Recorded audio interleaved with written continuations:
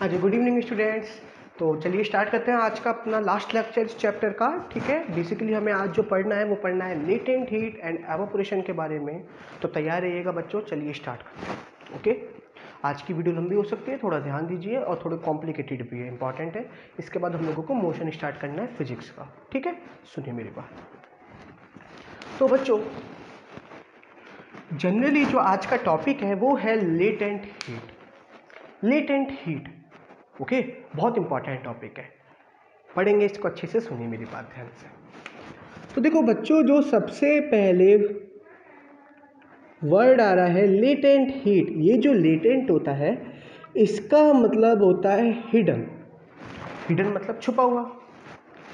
अब इसका नाम लेटेंट हीट क्यों पड़ा, हमने इसे छुपी हुई हीट क्यों बोला, वो हमें पढ़नी है। क्या है ये हीट, कैसे है, कब किस जगह क्या काम है इसका, इसका नाम इस हीट का, ये कौन सी हीट होती है जिसको हम लेटेंट हीट कहते हैं। हीट तो हीट होती है, तो ये कौन सी हीट हो गई भाई जिसको लेटेंट हीट कह रहे हैं, इसे हमें आज पढ़ना है। ओके, तो सुनिए मेरी बात। तो बच्चों, जनरली अगर किसी भी चीज़ का टेम्परेचर इंक्रीज होता है तो आप लोग क्या कहते हैं कि उसको हमने क्या दी है, हीट दी है ना। हाँ ये ना, हीट देने से जनरली क्या राइज होता है, किसी भी सब्सटेंस का टेम्परेचर राइज होता है। तो ये जो टेम्परेचर राइज हुआ है ये किसकी प्रेजेंस बता रहा है, हीट की।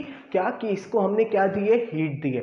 इसको हमने अपने पास से क्या दी है, हीट दी है। हाँ या ना, होता है कि जनरली किसी भी चीज़ का टेम्परेचर, आप थर्मामीटर लगाते हो तो आपका टेम्परेचर राइज हो रहा है, इसका मतलब क्या है कि आपकी बॉडी में हीट ज़्यादा है। ओके, सर्कुलेशन ज़्यादा है, ब्लड का काइनेटिक एनर्जी एक तरीके से, क्योंकि हीट काइनेटिक एनर्जी पे डिपेंड करती है। मैंने बताया था कि हीट देने से क्या होता है, पार्टिकल्स की काइनेटिक एनर्जी तेज हो जाती है, तभी तो टेम्परेचर बढ़ता है ना, यही पढ़ाया था। तो जनरली जो हीट है वो क्या राइज करती है, किसी भी सब्सटेंस के टेम्परेचर को राइज करती है। तो जो टेम्परेचर है वो क्या है, एक तरीके से हीट का प्रेजेंस बताता है कि इसमें कितनी हीट है। टेम्परेचर ज़्यादा तो मैं कहूँगा हीट ज़्यादा, टेम्परेचर कम तो हीट कम। तो ये तो बेसिक नॉलेज हो गई हीट की। अब सुनिए लेटेंट हीट क्या बेटा। जब भी हम कोई भी स्टेट को चेंज करते हैं, चेंज होता है जब भी कोई स्टेट, जब भी कोई मैटर अपनी एक स्टेट से दूसरी स्टेट में आता है, जैसे मान लीजिए आइस है, 0 डिग्री सेल्सियस पे सॉलिड से लिक्विड आती है। सुनो मेरी बात, बर्फ है, जब भी वो बर्फ पानी में चेंज होगा तो उसका टेम्परेचर कभी भी राइज नहीं होगा। क्वेश्चन आता है क्या कि during the change of state of matter, जब भी कोई मैटर अपनी स्टेट चेंज करता है तो उसका टेम्परेचर राइज क्यों नहीं होता। आगे इंक्रीज हो जाएगा मगर उस पॉइंट पे जहां वो अपनी स्टेट को चेंज कर रहा है वहां टेम्परेचर क्या रहता है, कांस्टेंट रहता है। समझो, तो ऐसा क्यों हुआ, उसके पीछे कारण है लेटेंट हीट का। अब सुनिए मेरी बात। तो जनरली जब भी कोई मैटर अपनी स्टेट को चेंज करता है तो उस दौरान उसका टेम्परेचर इंक्रीज नहीं होता है। तो उस दौरान जो वो हीट को यूज़ करता है वो हीट क्या कहलाती है, लेटेंट हीट। क्या कहलाती है, लेटेंट हीट। मैं रिपीट कर रहा हूँ, जब भी कोई सब्सटेंस अपनी स्टेट को चेंज करता है, जब भी कोई सब्सटेंस की स्टेट चेंज होती है तो उसका टेम्परेचर इंक्रीज नहीं होता। तो उस दौरान जो उसने हीट यूज़ करी है अपनी स्टेट को चेंज करने के लिए, वही हीट कहलाई जाती है आपकी क्या, लेटेंट हीट। क्या, लेटेंट हीट। बेसिकली ऐसा क्यों हुआ, टेम्परेचर राइज क्यों नहीं हुआ, तो वो अभी मैं पढ़ाने वाला हूँ। फिलहाल आप ये सुन लीजिए, मान लीजिए, समझिए मेरी बात। ये क्या है, मेरी आइस है, ये क्या है, मेरी आइस। हल्का सा, अब ये क्या होगा, इसको कहीं से भी हीट मिल जाएगी। क्या मिल जाएगी, कहीं से भी हीट। वो हीट इसे हमारे हाथ से भी मिल सकती है, वो हीट इसे हमारी एनवायरनमेंट से भी मिल सकती है, वो हीट हम भी दे सकते हैं। और ये आइस कितने डिग्री सेल्सियस पे है बेटा, 0 डिग्री सेल्सियस। इसको थोड़ी सी क्या मिल गई, हीट मिल गई, थोड़ी सी क्या मिल गई, हीट। तो ये धीरे धीरे किस में चेंज हो गई, पानी में। अभी तक पानी में चेंज हो गई, तो इस केस में इसका भी टेम्परेचर कितना रहा, 0 डिग्री सेल्सियस। इसका मतलब आइस जब लिक्विड में चेंज हुआ प्रॉपर तरीके से तो उसका टेम्परेचर क्या था, 0 डिग्री सेल्सियस। यानी कोई भी स्टेट जब अपनी, कोई भी मैटर जब अपनी स्टेट को चेंज करता है तो टेम्परेचर क्या रहता है, कांस्टेंट रहता है। ऐसा क्यों हुआ, क्योंकि उस दौरान जो इसने हीट यूज़ करी है ये हीट कौन सी कहलाएगी, लेटेंट हीट। लेटेंट का मतलब होता है छिपा हुआ, ये हीट ने टेम्परेचर नहीं बढ़ाया ना, यानी मुझे इसकी प्रेजेंस नहीं पता चल रही। इसका टेम्परेचर भी 0 डिग्री सेल्सियस है, इसका टेम्परेचर भी 0 डिग्री सेल्सियस है, दोनों में टेम्परेचर राइज हुआ नहीं है, मगर हीट तो यूज़ हुई है ना, तो हमें इस हीट की प्रेजेंस नहीं दिख रही ना। क्यों नहीं दिख रही? क्योंकि टेम्परेचर नहीं बढ़ा। तो इस तरीके की हीट जो होती है वो कहलाई जाती है लेटेंट हीट। लेटेंट का मतलब होता है हिडन, छुपा हुआ, और इस हीट ने केवल क्या काम करा है, इस सॉलिड को, इसको लिक्विड में चेंज करा है, केवल इसकी स्टेट को चेंज करा है, बाकी और कोई काम नहीं था। अगर हम इसे और हीट देंगे तो अब इसका टेम्परेचर इंक्रीज हो जाएगा, लेकिन जब ये आइस से वाटर में चेंज हो रहा होगा, यानी during the change of state of matter, जब मैटर अपनी स्टेट को चेंज कर रहा होगा तो उस समय कोई टेम्परेचर राइज नहीं होगा। अगर मैं फर्दर हीट दूंगा तो टेम्परेचर राइज हो जाएगा। यानी जब भी, तो यहाँ से एक बात सामने आती है, भैया सुन लो ध्यान से, एक बात सामने आती है कि जब भी कोई मैटर अपनी स्टेट को चेंज करता है, जब भी कोई मैटर अपनी स्टेट को चेंज करता है तो उसका टेम्परेचर क्या रहता है, कांस्टेंट, उसका टेम्परेचर इंक्रीज नहीं होता। मगर वो थोड़ी सी हीट तो यूज़ करता है ना, तभी तो वो सॉलिड से लिक्विड में आया, मगर उसका टेम्परेचर इंक्रीज नहीं हुआ ना, तो उस हीट को हम देख नहीं पाते, उस हीट का हमें पता नहीं चल पाता, उस हीट की हमें प्रेजेंस नहीं होती, प्रेजेंस मतलब शो नहीं होता उस हीट का। इसी वजह से उस हीट को हम क्या कहते हैं, लेटेंट हीट। तो अगर आपके पास वर्ड आया लेटेंट हीट तो आप हमेशा याद रखना, लेटेंट हीट केवल क्या काम करता है, स्टेट को, एक मैटर की एक स्टेट से दूसरी स्टेट पे लाता है, और वो कभी भी टेम्परेचर राइज नहीं। समझ में आया क्या होता है लेटेंट हीट? दोबारा सुन लो जल्दी से। सुन लो अभी तक क्या पढ़ा जनरली, कि जब हम किसी भी सबस्टेंस का टेम्परेचर, जब भी हम किसी भी सबस्टेंस का हीट देते हैं किसी भी सबस्टेंस को, तो उसका टेम्परेचर इंक्रीज हो जाता है, मगर ऐसा हर बार नहीं होता। सुनते रहो मेरी बात, पहले पूरी वीडियो देखना तब, ठीक है। तो जनरली हम किसी भी सबस्टेंस को हीट देते हैं तो उसका टेम्परेचर राइज हो जाता है, बढ़ जाता है, मगर ऐसा हर बार नहीं होता। कब नहीं होता? जब भी कोई मैटर अपनी स्टेट को चेंज करता है, जैसे जब सॉलिड से लिक्विड में चेंज हो रहा होता है, हो नहीं गया, हो रहा होता है, जब बर्फ़ पिघल रही होती है तो वो क्या है, चेंज हो रही है मैटर की स्टेट, या जब लिक्विड गैस में चेंज हो रहा है ना। तो जब भी कोई मैटर अपनी स्टेट को चेंज करता है तो वो जो हीट यूज़ करता है, जिस हीट की मदद से उसने अपनी स्टेट को चेंज करा है, वही हीट है लेटेंट हीट। और उसका नाम लेटेंट क्यों पड़ा? क्योंकि वो हीट छुपी हुई है, कहीं से भी मिल सकती है उस हीट को, और वो हीट कोई टेम्परेचर राइज नहीं करती। कभी भी जब भी स्टेट चेंज होता है, जब भी किसी भी मैटर का स्टेट चेंज होता है, change of state of matter होता है, तो टेम्परेचर क्या रहता है उसका, कांस्टेंट। टेम्परेचर क्या रहता है, कांस्टेंट। यहाँ आइस 0 पे थी, पानी भी क्या रहेगा, 0 डिग्री सेल्सियस। कब तक? जब तक उसकी स्टेट पूरी तरीके से चेंज नहीं हो जाएगी। तो हीट तो यूज़ करी, मगर उस हीट ने कोई टेम्परेचर नहीं बढ़ाया, इसलिए उस हीट का नाम क्या पड़ गया बच्चों, लेटेंट हीट। तो ऐसी हीट जो छुपी हुई है, जो अपनी प्रेजेंस को शो नहीं करती, इस हीट ने अपनी प्रेजेंस शो नहीं करी ना। क्यों नहीं करी, कैसे नहीं करी? टेम्परेचर तो सेम है, क्यों नहीं करी अभी पढ़ाऊंगा, कैसे नहीं करी, क्यों नहीं करी बताएंगे अभी।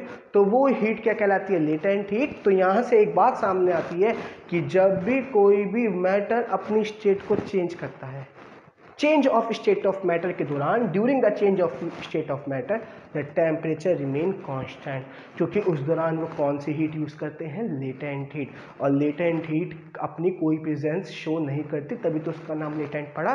तो यहाँ से एक बात सामने आती है क्या, कि लेटेंट हीट क्या होती है। अब ऐसा क्यों हुआ, टेम्परेचर क्यों नहीं बढ़ा और ये सॉलिड लिक्विड में चेंज हो गया, कैसे चेंज हो गया?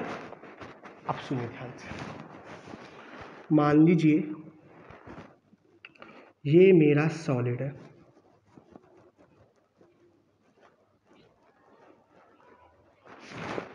इनके बीच में बहुत सारा फोर्स ऑफ अट्रैक्शन है। अब इसे क्या मिल गई, थोड़ी सी हीट मिल गई, थोड़ी सी क्या मिल गई, हीट मिल गई। वो हीट केवल क्या काम करेगी, जो इनके बीच का फोर्स ऑफ अट्रैक्शन है बस उसे ब्रेक करेगी, बस उसे, जो इनके बीच का फोर्स ऑफ अट्रैक्शन है बस उसे ही तोड़ेगी, उसे ब्रेक करेगी। और जैसे ही फोर्स ऑफ अट्रैक्शन ब्रेक करेगी वो हीट चली जाएगी। यानी जब भी मैटर की स्टेट चेंज होती है तो उसमें सबसे पहले क्या ब्रेक होता है, फोर्स ऑफ अट्रैक्शन। और वो फोर्स ऑफ अट्रैक्शन जो हीट ब्रेक करती है उसी हीट को कहा जाता है लेटेंट हीट। तो जैसे ही फोर्स ऑफ अट्रैक्शन ब्रेक हो गया वो हीट चली जाएगी, उसने अपना काम करा, यानी उस हीट ने कोई भी पार्टिकल को एनर्जी नहीं दी, केवल क्या काम करा, फोर्स ऑफ अट्रैक्शन को तोड़ा। और जैसे ही फोर्स ऑफ अट्रैक्शन को तोड़ा, इन पार्टिकल्स के बीच में थोड़ा स्पेस ज़्यादा हो गया, और अब ये क्या चेंज हो गया है, लिक्विड में। तो खुद देखो यहाँ टेम्परेचर कितना था, 0 डिग्री सेल्सियस, यहाँ भी कितना रहेगा, 0 डिग्री सेल्सियस। क्यों रहेगा, क्योंकि इस हीट ने केवल क्या काम करा है, फोर्स ऑफ अट्रैक्शन को ओवरकम करा है, केवल फोर्स ऑफ अट्रैक्शन को तोड़ा है पार्टिकल्स के। और जब ये फोर्स ऑफ अट्रैक्शन ब्रेक हो जाएंगे तो उस केस में ऑटोमेटिकली इसकी स्टेट चेंज हो जाएगी, मगर बिना टेम्परेचर के राइज हुए। क्यों, क्योंकि काइनेटिक एनर्जी में इस हीट ने कोई रोल प्ले नहीं करा। इस हीट ने पार्टिकल्स की काइनेटिक एनर्जी नहीं बढ़ाई, क्योंकि टेम्परेचर कब बढ़ता है, जब काइनेटिक एनर्जी बढ़ती है। यहाँ इस हीट ने केवल क्या काम करा है, इन पार्टिकल्स के बीच का फोर्स ऑफ अट्रैक्शन ब्रेक करा है, जिसके वजह से वो सॉलिड लिक्विड में चेंज हो गया। तो यही हीट क्या कहलाती है मेरी, लेटेंट हीट। ओके, आया समझ में। तो लेटेंट हीट किसी भी सब्सटेंस का जब भी कोई मैटर अपनी स्टेट को चेंज करता है तो उसका टेम्परेचर राइज क्यों नहीं करता, because the heat which is used, जो हीट हमने यूज़ करी है, इट इज़ यूज बेसिकली क्या क्यों यूज़ होती है, to overcome the force of attraction. केवल वो किस पे वर्क करती है, वो हीट, लेटेंट हीट केवल किस पे वर्क करती है, फोर्स ऑफ अट्रैक्शन पे। वो कोई पार्टिकल्स की काइनेटिक एनर्जी नहीं बढ़ाती। पार्टिकल्स की काइनेटिक एनर्जी अपने आप बढ़ जाती है ब्रेक होने की वजह से, मगर उसमें हीट का कोई रोल प्ले नहीं करा हीट ने। ठीक है, तो यहाँ से इसको ब्रेक हो गया, टोटली सॉलिड किस में चेंज हो गया, लिक्विड में। और यही से हम कह सकते हैं कि जब भी कोई मैटर अपनी स्टेट को चेंज करता है तो कौन सी हीट को यूज़ करता है, लेटेंट हीट। उसी हीट का नाम लेटेंट हीट क्यों पड़ा, क्योंकि उसने टेम्परेचर को राइज नहीं करा, केवल क्या काम करा, पार्टिकल्स के बीच का फोर्स ऑफ अट्रैक्शन को तोड़ा, और बाकी उसका काम खत्म। अगर हम इस सब और हीट देंगे तो वो लेटेंट हीट नहीं कहलाएगी, क्योंकि अब इसकी एनर्जी किसको मिलेगी, पार्टिकल्स को। हीट क्या करेगा, पार्टिकल्स की काइनेटिक एनर्जी को बढ़ाएगा, है ना। तो इसलिए केवल ये हीट कहाँ तक वर्क करती है, स्टेट ऑफ मैटर जब चेंज होता है, during the change of state of matter, जब बर्फ पिघल रही होती है उस दौरान हीट होती है, बस ये। ठीक है, उसके बाद अगर आप और हीट दोगे तो वो टेम्परेचर इंक्रीज हो जाएगा, क्योंकि इस बार फोर्स तो वैसे ब्रेक हुआ है, केवल क्या काम होगा, पार्टिकल्स की काइनेटिक एनर्जी बढ़ेगी। तो होप आपको समझ में आ गया होगा अच्छे से कि ये लेटेंट हीट क्या होती है बेसिकली, और क्या इसका प्रोसेस है, क्या ये काम करती है, क्यों टेम्परेचर राइज नहीं होता। तो क्वेश्चन आता है, why during the change of state of matter the temperature remains constant, why, क्यों, because when the change of state of matter takes place it use latent heat which is only use to break the force of attraction. क्योंकि जब भी कोई matter अपनी state change करता है तो उस दौरान वो कौन सी हीट यूज़ करता है, लेटेंट हीट को यूज़ करता है। और लेटेंट हीट कभी भी टेम्परेचर नहीं बढ़ाती, वो केवल क्या काम करती है, पार्टिकल्स के बीच का फोर्स ऑफ अट्रैक्शन को तोड़ती है और बाकी चली जाती है फिर, और कोई काम नहीं करती, वो कोई छेड़छाड़ नहीं करती पार्टिकल्स की काइनेटिक एनर्जी के साथ। ओके, अब इसके टाइप्स, लेटेंट हीट के जनरली 2 टाइप होते हैं। सबसे पहला है बेटा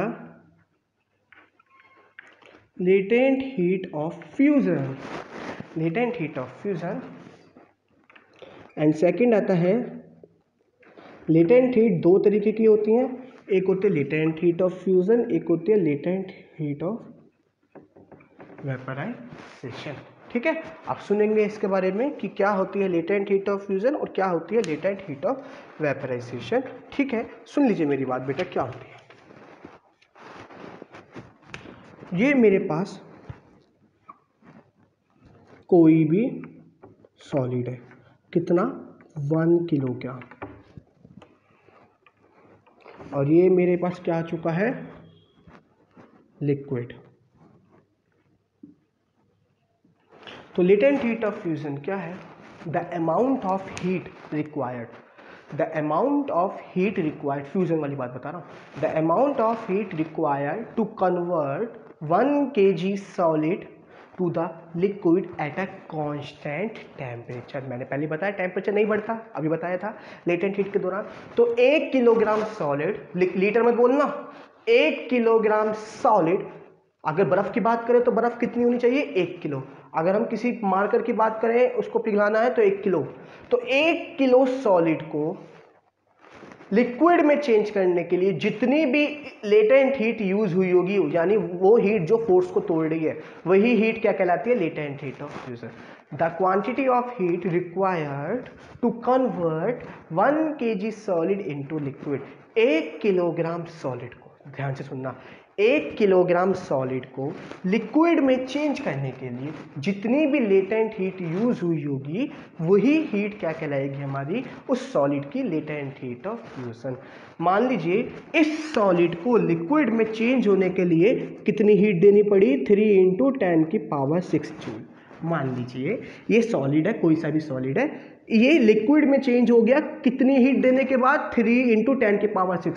कब तक, जब तक इनका टेम्परेचर क्या रहा, कांस्टेंट। मान लो 10 रहा, 10 ही रहा था, यहाँ भी 10 रहा। ये हीट कब तक यूज होगी, जब तक, अगर मान लो उसका टेम्परेचर बढ़ गया तो वो लेटेंट हीट नहीं है। जब तक टेम्परेचर कांस्टेंट है, 10 है तो यहाँ भी 10 ही रहना चाहिए। जैसे ही टेम्परेचर बढ़ गया समझ जाना लेटेंट हीट नहीं है, अब कोई नॉर्मल हीट आ गई है। जब तक इसका टेम्परेचर कांस्टेंट है और वो सॉलिड से लिक्विड में चेंज हो रहा है, और भी कितना सॉलिड, 1 किलोग्राम सॉलिड, तो उस केस में जो हीट हमारी यूज हुई है, ये जो तरीके की हीट हुई है, इस तरीके की हीट, इतनी अमाउंट ऑफ हीट, यही क्या कहलाई जाएगी, इसकी लेटेंट हीट ऑफ फ्यूजन। इस सॉलिड की latent heat of fusion. Fusion का मतलब है क्या होता है, सॉलिड से लिक्विड, यानी 1 किलोग्राम सॉलिड को लिक्विड में चेंज करने के लिए जितनी भी हीट रिक्वायर्ड है एट कांस्टेंट टेम्परेचर, क्योंकि मैंने बताया अगर टेम्परेचर बढ़ गया तो वो लेटेंट हीट नहीं है। जब तक टेम्परेचर कांस्टेंट है, जब तक हीट दे जाओ, जैसे ही टेम्परेचर बढ़ना स्टार्ट हो जाए समझ जाना अभी हीट नहीं यूज हो रहा, अब उसका पार्टिकल्स का फोर्स टूट चुका है, अब केवल क्या इंक्रीज हो रही है, उसकी काइनेटिक एनर्जी। तो इस हीट को क्या कहेंगे, लेटेंट हीट ऑफ फ्यूजन।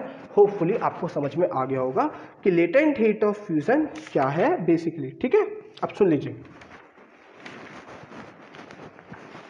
तो हम लेटेंट हीट ऑफ फ्यूजन क्या है, वो हीट जो केवल सॉलिड का लिक्विड में चेंज करती है, उसका टेम्परेचर इंक्रीज नहीं करती, टेम्परेचर क्या रहता है, कांस्टेंट। उतनी ही हीट को हम क्या कहेंगे बेटा, latent heat of fusion. 1 kilogram solid को लिक्विड में चेंज करने के लिए, ठीक है बेटा। समझ में नहीं आ रहा है तो अब वीडियो पॉज करके आप पूछ सकते हैं, तुरंत पूछिए बेटा, वरना कंफ्यूजन हो जाएगी। अभी hand to hand doubts clear कर दूंगा, मुझे पता नहीं चल पा रहा है आप लोगों को समझ में आ रहा है नहीं आ रहा है, ठीक है। जल्दबाजी मत करो, अगले साल 10th है, वीक रह गई तो दिक्कत आपको ही आएगी, 10th में नहीं आएगी तो 11th में आएगी, बेटा 12th में आएगी, बेसिक है 9th, ठीक है। तो सुनिए, तो लेटेंट हीट ऑफ फ्यूजन समझ में आया, बेसिकली क्या होती है, the amount of heat required to convert 1 kilogram solid into liquid without rising its temperature, बिना टेम्परेचर बढ़ाए, क्योंकि लेटेंट हीट केवल टेम्परेचर तक काम करती है। अब एक एग्जांपल और ले रहा हूं मैं आपको, ठीक है। ये मेरे पास क्या है, आइस, क्या है, सुनना, मैं हर बार समझाने की कोशिश कर रहा हूं। इसको मैंने क्या दी, हीट दी, चेंज हो गई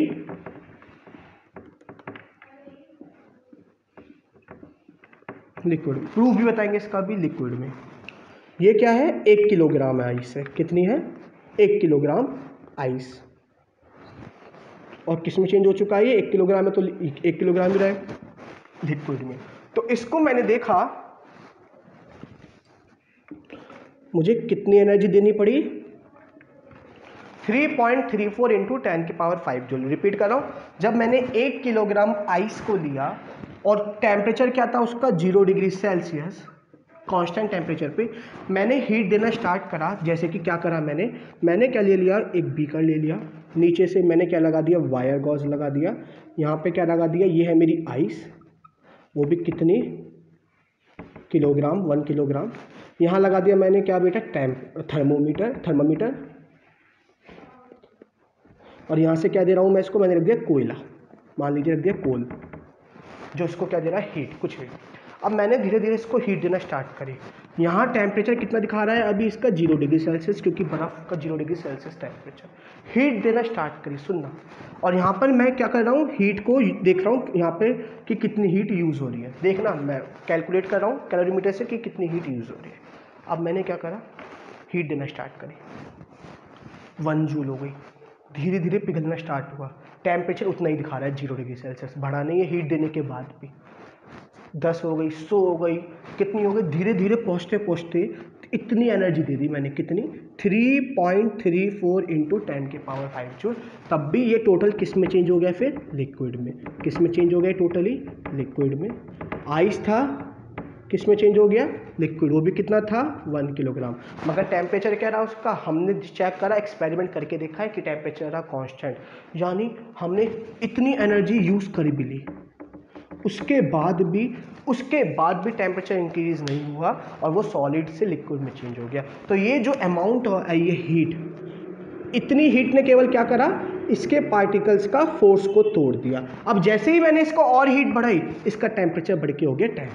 इट मीन्स कि भैया अब सारी स्टेट चेंज हो गई है, अब इसका टेम्परेचर राइज हो रहा है, अब फोर्स सारा टूट चुका है। तो याद रखिएगा, वो हीट, जितनी भी हीट मैंने ये दी एट अ कांस्टेंट टेम्परेचर, जिसने केवल क्या काम करा, पार्टिकल्स का फोर्स तोड़ा, अट्रैक्शन को तोड़ा, वही हीट कहलाएगी मेरी क्या, लेटेंट हीट। और ये जो अमाउंट है, ये है लेटेंट हीट ऑफ फ्यूजन। तो जो आइस होती है उसकी लेटेंट हीट ऑफ फ्यूजन कितनी है, 3.34 इंटू 10⁵ जूल पर केजी। यानी अगर मेरे पास 1 किलोग्राम आइस है, क्या है, 1 किलोग्राम बर्फ है, तो उस केस में जो इसकी हीट मुझे चाहिए आइस को लिक्विड में चेंज करने के लिए, बिना उसका टेम्परेचर बढ़ाए एट अ कांस्टेंट टेम्परेचर, वो हीट कितनी होगी, 3.34 इंटू 10⁵ जूल। और इसी हीट को क्या कहूँगा मैं, लेटेंट हीट, क्योंकि इसने कोई टेम्परेचर इंक्रीज नहीं करा। तो ये हो गई मेरी लेटेंट हीट ऑफ फ्यूजन। आया समझ में। अब यहाँ से एक बात, छोटी सी बात बताओ, क्वेश्चन आता है, आइस ज़्यादा ठंडक करती है या liquid at 0 degree Celsius. 0 degree Celsius पे, यहाँ तक सुनना, अब देखो अब समझ में आएगा आपको, सब ध्यान से सुनना। 0 डिग्री सेल्सियस पर कौन ज़्यादा कूलिंग करेगा, आइस ज़्यादा कूल करेगी या लिक्विड, सोचो। बर्फ़ ज़्यादा ठंडा करेगी या लिक्विड ज़्यादा ठंडक करेगा। आपका, मैं क्वेश्चन कह रहा हूँ, बेसिकली आपका क्या है कि 0 डिग्री सेल्सियस है दोनों का टेम्परेचर, क्योंकि अभी ये स्टेट चेंज करा है इसने और स्टेट के दौरान टेम्परेचर कांस्टेंट है। तो आइस ज़्यादा ठंडक करेगी या लिक्विड, तो आप खुद देखो, लिक्विड के पास हीट एनर्जी ज़्यादा होगी ना 0 डिग्री सेल्सियस पे। क्यों, क्योंकि आइस को हमने इतनी हीट दी तब जाके वो लिक्विड में हुआ। तो डेफिनेटली हीट, किसके पास हीट ज़्यादा है, लिक्विड के पास हीट ज़्यादा है। कितनी ज़्यादा है आइस से, 3.34 इंटू 10⁵। क्यों ज़्यादा है भाई, आइस को लिक्विड में चेंज करने के लिए इतनी हीट देनी पड़ी, भले ही टेम्परेचर ना बढ़ाओ, मगर हीट तो एब्जॉर्ब करिए ना उसने, भले ही टेम्परेचर कांस्टेंट रहा हो। क्यों रहा है कांस्टेंट, क्योंकि केवल फोर्स टूटा है, मगर इतनी हीट तो हमें सॉलिड को लिक्विड में चेंज करने के लिए देनी पड़ी ना, आइस को वाटर में चेंज करने के लिए। तो डेफिनेटली इसके पास कूलिंग इफेक्ट कम होगा, इसके पास कूलिंग इफेक्ट ज़्यादा होगा। तो जो आइस होता है वो मोर कूलिंग इफेक्ट। क्यों, क्योंकि आइस के पास पानी के कंपेयर में इतनी हीट कम होती है ना। मुझे आइस को इतनी हीट देनी पड़ेगी तब जाके वो वाटर में चेंज होगा। इसी वजह से हम ये कहते हैं कि आइस जो होती है वो ज़्यादा कूलिंग करती है, मोर कूल करती है, ठीक है। उसको हमें ज़्यादा, वो अगर मान लो एक जगह पानी रखा है जिसका टेम्परेचर 0 डिग्री सेल्सियस से बिल्कुल चिल्ड पानी, और एक जगह आइस रखी है 0 डिग्री सेल्सियस पे, तो कौन ज़्यादा कूल करेगा, आइस। क्यों, क्योंकि लिक्विड को हमें, आइस को 0 डिग्री सेल्सियस में वाटर में चेंज करने के लिए इतनी हीट देनी पड़ी है। तो डेफिनेटली इसके पास हीट इतनी ज़्यादा है, कितनी, इतनी, और इसके पास हीट कम है, और जिसके पास हीट कम है उसका कूलिंग इफेक्ट ज़्यादा होता है। इसी वजह से मोर कूल कौन करेगा, आइस करेगा। ठीक है, आया समझ में, आइस। ठीक है, तो ये हो गया मेरा लेटेंट हीट ऑफ फ्यूजन। आप लोगों को इजीली समझ में आ गया होगा कि लेटेंट हीट ऑफ फ्यूजन क्या होता है। अगला पार्ट पढ़ते हैं, लास्ट में रिवाइज करूँगा, ठीक है, जिससे आपको सब चीज़ें क्लियर हो जाएंगी।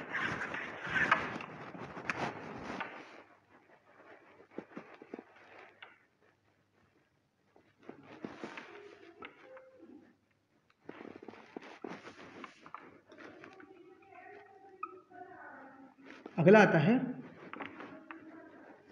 Latent heat of vaporisation. पहला टाइप क्या था, latent heat of fusion, second आता है बेटा लेटेंट हीट ऑफ वेपराइजेशन। अब ये क्या है, जैसे वेपराइजेशन का मतलब होता है लिक्विड, है ना, लिक्विड को गैस में चेंज होना। तो वो जो लिक्विड मेरे पे आया है कितना, 1 किलोग्राम, सुनना मेरी बात, कुछ ज़्यादा बड़ी बात नहीं है। 1 किलोग्राम लिक्विड को हमें हीट देनी पड़ेगी, तो वो किस में चेंज हो जाएगा, गैस में। तो जितनी भी हीट 1 किलोग्राम, सेम है 1 kg, यहाँ पे 1 लीटर मत यूज़ करना, 1, क्योंकि ये 1 kg सॉलिड से ही तो आया है। 1 kg लिक्विड को गैस में चेंज करने के लिए जितनी भी हीट एनर्जी मेरी यूज़ होगी, वही क्या होगा मेरा लेटेंट हीट ऑफ वेपराइजेशन। मैं रिपीट कर रहा हूँ, पहले लेटेंट हीट ऑफ फ्यूजन में क्या था, 1 किलोग्राम सॉलिड को लिक्विड में चेंज करने के लिए जितनी अमाउंट ऑफ हीट यूज़ करेंगे eight a constant temperature. Constant temperature लिखना जरूरी है, क्योंकि लेटेंट हीट में एक कंडीशन क्या है कि वो टेम्परेचर राइज नहीं करती। तो at a constant temperature the amount of heat energy required to convert 1 kg liquid into gas, it is known as the latent heat of vaporisation. आप लोगों को बेसिकली समझ में आ गया होगा कि लेटेंट हीट ऑफ वेपराइजेशन क्या है, ठीक है, इसको सुन लीजिए, ठीक है।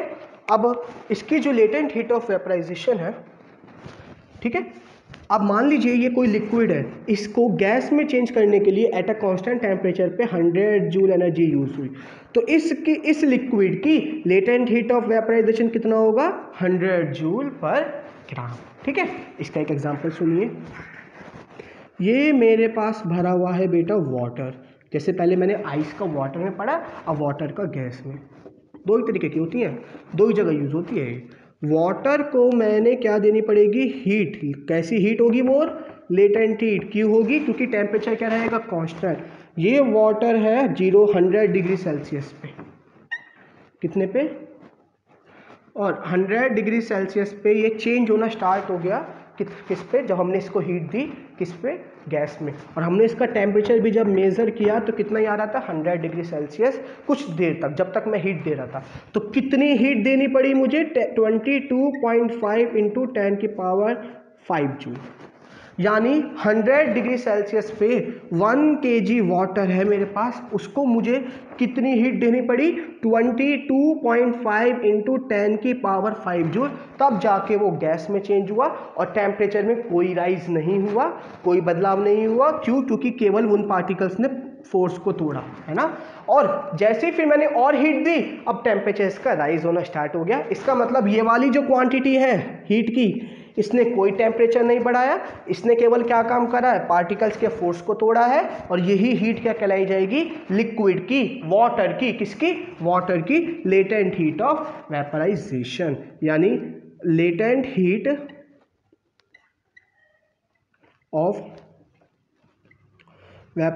Heat of vaporisation of water is 22.5 into 10 की पावर 5 जूल पर केजी। ये सब लिखेंगे, यूनिट है ये पर केजी, क्योंकि इसका मतलब क्या है कि 1 किलोग्राम लिक्विड वाटर को गैस में, वेपराइजेशन का मतलब गैस में चेंज करने के लिए हमें 22.5 इंटू 10 की पावर 5 जूल एनर्जी देनी पड़ेगी, और तब जाके उसका टेम्परेचर राइज नहीं होगा, ठीक है। तो ये हो गई मेरी basically latent heat of vaporisation. अब आप खुद बता सकते हो, क्वेश्चन आया, at 100 degree Celsius who cause more itching, या फिर किसने ज़्यादा बर्निंग इफेक्ट शो करा, किसने हमें जलाया, वाटर ने या भाप ने। ये क्या है, वाटर, और ये क्या है, स्टीम। कौन ज़्यादा हीटिंग इफेक्ट शो करेगा, कौन हमें ज़्यादा परेशानी पहुंचाएगा। मैंने 100 डिग्री पानी में हाथ डाला, वो ज़्यादा हमें दिक्कत करेगा, ये 100 डिग्री सेल्सियस पे स्टीम। तो आप खुद सोचो, लिक्विड को इतनी हीट देनी पड़ी तब जाके वो गैस में चेंज हुआ। तो गैस के पास इतनी हीट ज़्यादा है लिक्विड से, भाई लिक्विड को इतनी हीट देनी पड़ी तब जाके वो गैस में चेंज हुआ। तो गैस के पास ज़्यादा हीट है या लिक्विड के पास, डेफिनेटली गैस के पास, क्योंकि लिक्विड को इतनी हीट देने के बाद तभी तो गैस में आया। तो गैस सर्व्स मोर बर्निंग, तो जो गैस है वो ज़्यादा बर्निंग करेगा, स्टीम जो है वो क्या करेगा, मोर बर्निंग करेगा एट 100 डिग्री सेल्सियस में। रीजन पूछा जाएगा why, because to convert into gas there should be the latent heat of vaporisation 22.5 into 10 के power 5 joule, that's why the steam has more heat energy as compare to water. Gas के पास ज़्यादा heat energy है as compare to water, क्योंकि उसको gas में लाने के लिए मुझे इतनी हीट देनी पड़ी एक्स्ट्रा, तब जाके वो गैस में चेंज हुआ है वाटर, इसलिए जो स्टीम होती है वो ज़्यादा बर्निंग करेगा, कॉजेस मोर बर्निंग। ठीक है, तो यहाँ पे मेरा लेटेंट हीट का टॉपिक खत्म होता है। आप लोगों को समझ में आ गया होगा बेसिकली क्या है। क्यों? क्योंकि जब वाटर गैस में चेंज हुआ तो इट एब्जॉर्ब्स हीट, गैस ने क्या कर रखी है, लेटेंट हीट को, इतनी हीट को एब्जॉर्ब कर रखी है, और जब इस पर हीट ज़्यादा है तो वो ज़्यादा बर्निंग करेगा। तो ये हमारा लेटेंट हीट का टॉपिक खत्म। तो आप खुद देखो लेटेंट हीट समझ में आ गया होगा पूरा। सोचता हूँ कि शायद इस लेक्चर को चलो 2 बार डिस्ट्रीब्यूट कर देता हूँ, क्योंकि कंफ्यूज मत होना। अभी एक टॉपिक और पढ़ा रहा हूँ मैं, ठीक है, चैप्टर एंडिंग की तरफ ही है। अब सुनिए मेरी बात। तो बेसिकली हमने अभी क्या पढ़ा, आपको एक छोटी सी बात और बताऊंगा अभी।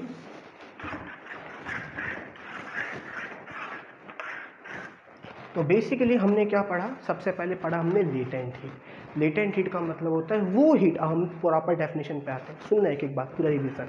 वो हीट जो केवल change of state of matter के दौरान यूज़ होती है, यानी किसी भी स्टेट को चेंज करने के लिए यूज़ होती है, उस हीट को कहा जाता है लेटेंट हीट।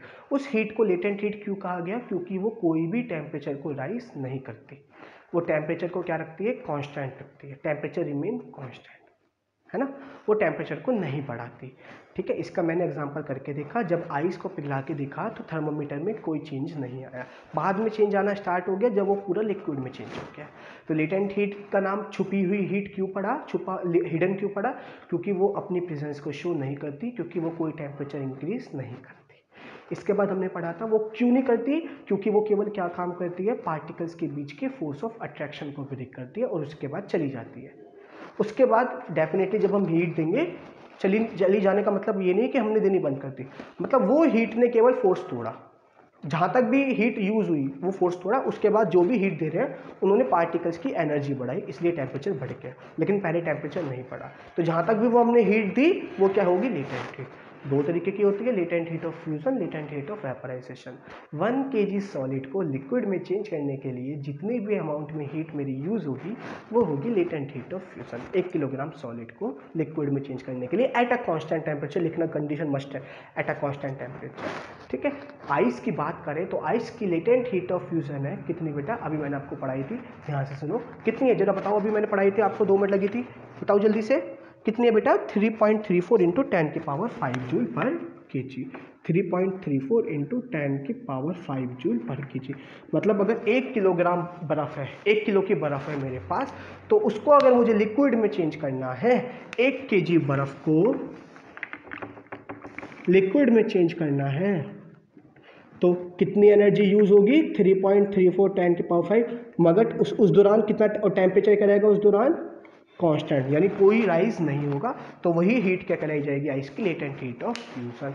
और इस केस में मैं देख सकता हूं कि लिक्विड ने इतनी हीट एब्जॉर्ब करी है आइस के मुकाबले, तभी तो वो लिक्विड में चेंज हो गया। आइस ने क्या करा है, अपने अंदर से आइस को हमें इतनी हीट देनी पड़ी है, तब जाके वो लिक्विड में चेंज हुआ है।